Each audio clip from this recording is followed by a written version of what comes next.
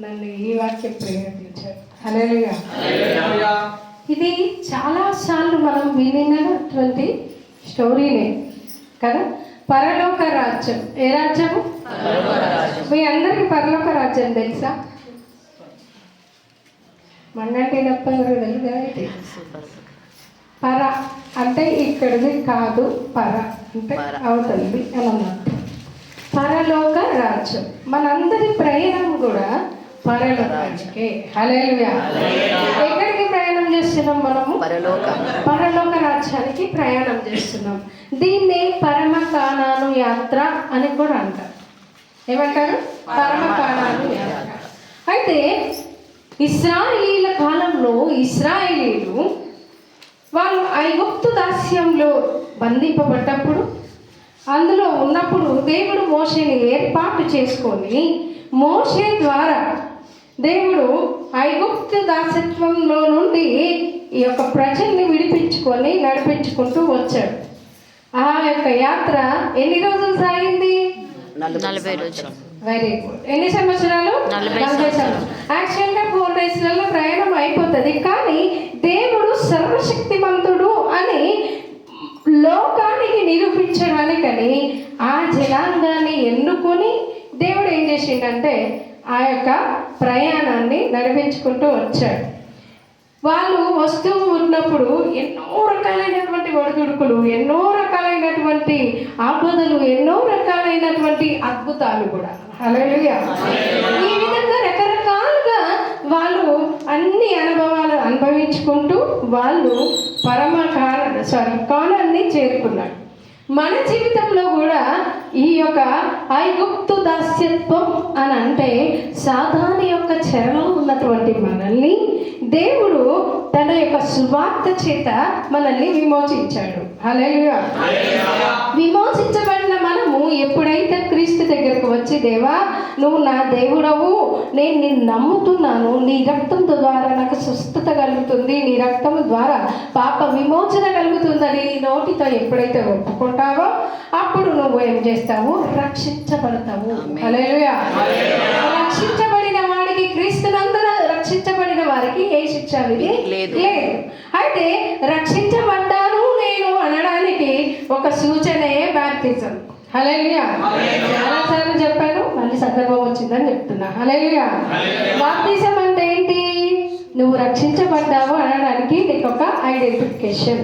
లేదు అని అంటే మీకు మంచిగా అర్థమైతే అందుకు. మనం అంతా పిల్లల్ని స్కూల్స్లో వేస్తాం కదా, స్కూల్కు లేదా మీరు కంపెనీస్లో పనిచేస్తారు, మీకు ఏముంటుంది? ID card.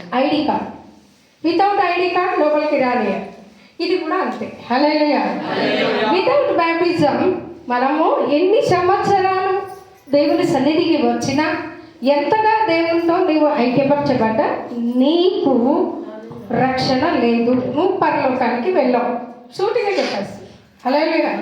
వెళ్ళవు. నువ్వెంత నువ్వు బై బర్త్ క్రిస్టియనివి కానీ క్రీస్తుని స్వరక్షకుడు అని నువ్వు అంగీకరించి నీ పాపంలో ఒప్పుకొని రక్షించబడి బాప్తిసం తీసుకుంటే నేను అక్కడికి వెళ్తాను.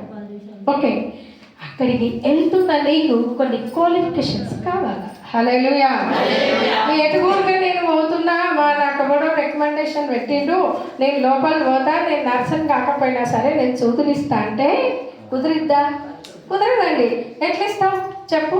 సూది ఇవ్వాలంటే ఏ ప్లేస్లో ఇవ్వాలో తెలిసి ఉండాలా. ఏడపడితే ఆడిస్తారు కొంతమంది సూదులు. బై మిస్టేక్ ఈ ప్లేస్లో ఇచ్చింది అనుకోండి, ఏమవుతుందో తెలుసా?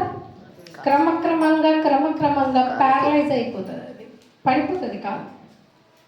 సూది ఇవ్వాలంటే మెత్తటి భాగము దాన్ని చూస్ చేసుకొని ఇవ్వాలి. అంటే దానికే అంత నియమం ఉంటే పరమ కానాన్ని చేరడానికి వెళ్తున్నా నీకు కొన్ని నిష్టలు, నియమాలు అనేటివి చాలా అవసరం. హల్లెలూయా.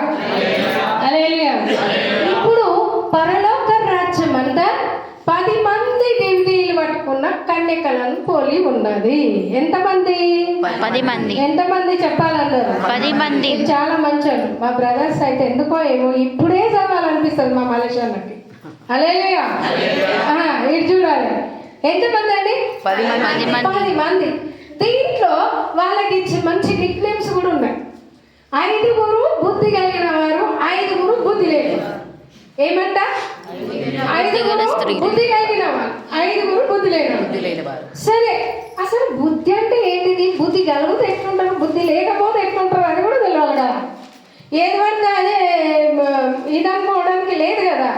బుద్ధి కలిగిన వారికి ఉండే లక్షణాలు ఏంటి, బుద్ధి లేని వాళ్ళకు ఉండే లక్షణాలు ఏంటో చూసుకుందాం. హల్లెలూయా. రండి సామెతల గ్రంథము. ఓకే, మళ్ళీ ఆంటీ చదువుతారంట. మత్తయి సువార్త తర్వాత చదవండి, నేను చదవమన్నప్పుడు చదవండి. ప్రస్తుతానికైతే సామెతల గ్రంథము 15వ అధ్యాయము 24వ వచనం. క్రిందను తప్పించుకొనవలెనని బుద్ధిమంతుడు మరణమునకు పోవు జీవమార్గమును నడుచుకొనును. ఆమేన్, హల్లెలూయా. బుద్ధిమంతునికి ఉండేటువంటి మొట్టమొదటి లక్షణం ఏంటంటే కిందనున్న పాతాళమును తప్పించుకొనవలెనని. బుద్ధిమంతుడు ఏం చేస్తుండంట? పరమునకు పోవు మార్గములో నడుచుకొనును, చూసుకొనును కాదు, అందులో పోవాలని ఆలోచించుకొనుడు కాదు, నడుచుకోండు, వాకింగ్ చేస్తా ఉన్నాడు అనమాట. హల్లెలూయా. బుద్ధిమంతునికి ఉండే మొట్టమొదటి లక్షణము పరలోక రాజ్యానికి వెళ్ళాలి అన్నటువంటి కాంక్షతో ఉంటాడు, నడుస్తూ ఉంటాడు. హల్లెలూయా. ఇంకొక చోటు ఉంటుంది, బుద్ధిమంతుడంట అపాయం వచ్చుట చూసి ఫిలప్ చేయగలుగుతారా? దాగుకొనును. హల్లెలూయా. బుద్ధి లేని వాళ్ళు యోచింపక ఆపదలో పడదు. ఆమేన్, హల్లెలూయా. ఏం చేస్తారంట? అపాయం వచ్చుట చూసి దాక్కుంటాడంట, పరమునకు పో మార్గం ఏదో తెలుసుకుంటాడంట. టోటల్గా చెప్పాలంటే ఇతనికి పరమును గుర్చినటువంటి చింత ఎక్కువ. హల్లెలూయా. ఎప్పుడెప్పుడు పరలోకంకి వెళ్దామా, ఎప్పుడెప్పుడు పరలోకానికి వెళ్ళాలా, ఒకవేళ వెళ్ళాలి అని అనుకుంటే నాకేం గుడ్ క్వాలిఫికేషన్స్ కావాలా అని ఎప్పుడు దాన్ని గురించి ఆలోచిస్తాడు. అందుకే పేతురు రాసిన పత్రికలో అంటాడు కదా, మీరు క్రీస్తుతో కూడా లేపబడితే, కొలసి అనుకుంటా, మీరు క్రీస్తుతో కూడా లేపబడితే ఎక్కడున్న వాటిని ఎదగాలంట? పైన వాటిని ఎదగాలి. ఇతనికి ఉన్నటువంటి ఆలోచన ఏంటంటే పైనున్నది పరలోకం.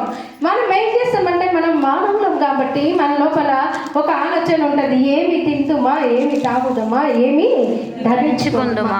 ఎప్పుడు చూసినా మనకు దీని గురించిన చింతనే ఉంటుందండి. అమ్మో, పిల్లలు పెద్దగా అయిపోతున్నారు, వాళ్ళకి ఏదన్నా సంపాదించాలి. బుడ్డోడు పెద్దోడు అవుతున్నాడు, వాడికి ఏదన్నా చేసి పెట్టాలి. మంచిదే, ఇది సంపాదన చేయడం తప్పని నేను అనను, సంపాదించాలని కూడా వాక్యంలో ఉంది తెలుసా. గృహమును విత్తనమును పితృలిస్తూ స్వాస్థ్యము. హల్లెలూయా. మనం ఉన్నదంతా తినేసి పిల్లలను భిక్షారీలు చేయమని లేదు ఇక్కడ, పిల్లల కోసం దాయాలని కూడా ఉంది. అయితే దానికి మించినటువంటి ఇంకొక విషయం ఉంది, అదే పరలోకం చేరడానికి కావలసిన ఆలోచన. హల్లెలూయా. పైనున్న వాటిని వెతకాలి. ఎందుకు పైనున్న వాటిని వెతకాలా? తీసింది ఎవరైనా వాక్యం? తీశాను. కొలస్సీలు 3వ అధ్యాయం 1వ వచనము. మీరు క్రీస్తుతో కూడా లేపబడిన వారైతే పైనున్న వాటిని వెతకుడి, అక్కడ క్రీస్తు దేవుని కుడిపార్శ్వమున కూర్చొని ఉన్నాడు. పైనున్న వాటి మీదనే కాని భూ సంబంధమైన వాటి మీద మనసు పెట్టుకొనకుడి. ఏలయనగా మీరు మృతి పొందితిరి, మీ జీవం క్రీస్తుతో కూడా దేవుని యందు దాచబడి ఉన్నది. Praise the Lord. Hallelujah. Hallelujah. ఎందుకు పైనున్న వాటిని వెతకాలి అంటే అక్కడ క్రీస్తున్నాడు, మీరేమైనా మృతి పొందితిరి అంటే చచ్చిపోయినామా మనం? హల్లెలూయా. ఎప్పుడైతే నువ్వు బాప్తిసం తీసుకుంటావో అప్పుడు నీ శరీర క్రియల విషయంలో చచ్చిపోతావు. ఇప్పుడు క్రీస్తుని ధరించుకొని లేచినావు కాబట్టి లేచినటువంటి నీవు, మృతులలో నుండి లేచినటువంటి నీవు పైనున్న వాటి మీద మనసు పెట్టాలి. హల్లెలూయా. ఎందుకు పెట్టాలంటే అక్కడ నీ ప్రియుడు క్రీస్తున్నాడు, అంతేకాదు నీ జీవం ఆడుంది. ఆమేన్. హల్లెలూయా. హల్లెలూయా. గుండె నాలో నుండి గుండె తీసేసింది అనుకో, నేను బతుకుతానా? మరి గుండె నాలోపల ఉంటేనే కదా. ఆమేన్. హల్లెలూయా. జీవం కూడా మన లోపల ఉండాలి అని అంటే జీవం ఎక్కడ ఉందో మనసు అక్కడ ఉండాలి. హల్లెలూయా. ఈ యొక్క బుద్ధిమంతుడు అంట ఏం చేస్తున్నట పరమునకు పోవు మార్గంలో నడుచుకొంటున్నాడు. ఆపద నుండి తప్పించుకోవడానికి చూస్తూ ఉన్నాడు. అంతేకాదు పైనున్న వాటి మీద మనసు పెడుతున్నాడు. హల్లెలూయా, హల్లెలూయా. ఓకే, మళ్ళా బుద్ధిమంతుడు చేసేటువంటి కొన్ని విషయాలని మనము చూసుకుందాం. సామెతల గ్రంథము 18వ అధ్యాయం.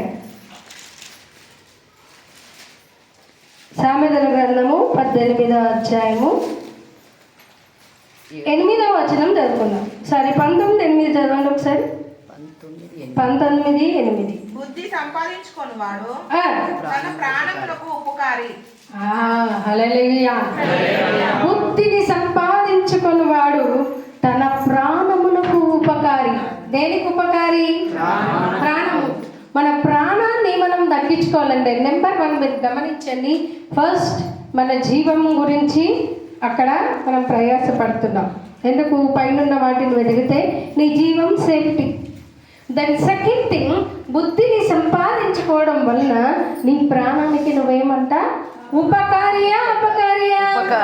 ఉపకారి. అంటే ప్రాణానికి మేలు కలుగుటకై బుద్ధిని సంపాదించుకోవాలి. హల్లెలూయా, హల్లెలూయా. బుద్ధిలో కూడా చాలా రకాలు ఉంటాయి.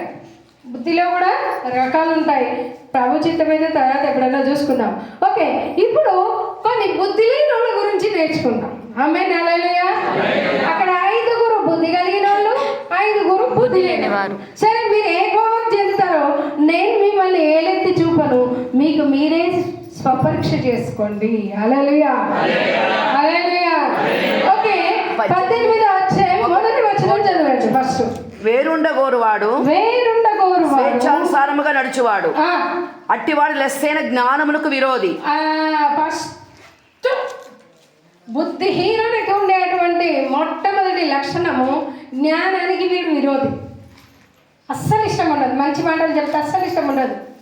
బుద్ధి మాటలు చెప్పిండు అనుకో, చెప్పినది అనుకుంటాడు అనమాట. లెస్ అయిన జ్ఞానమునకు వీడేంటి? విరోధి.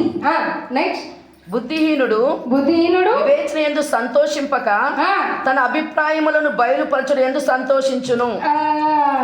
ఇప్పుడు అర్థం చేసుకోవాలి మనం, బుద్ధిహీనులమా బుద్ధిమంతులమా? హల్లెలూయా. బుద్ధిహీనుడికి ఉన్నటువంటి ప్రధానమైన లక్షణం ఏంటంటే వాడు జ్ఞానం కలిగి మాట్లాడడానికి ఇష్టపడాడు. వాడి అభిప్రాయాన్ని బయట పెట్టడానికట వాడు ఇష్టపడతాడట, సంతోషపడతాడట. నేను చెప్పిన జంకడిక్కడమ్మా అన్నట్టు అంటాడనమాట వాడు. హల్లెలూయా. బుద్ధిహీనుడికి ఉండేటువంటి ప్రధానమైన లక్షణం వాని యొక్క బలహీనతను బయట పెట్టడము, లేదంటే తన అభిప్రాయాన్ని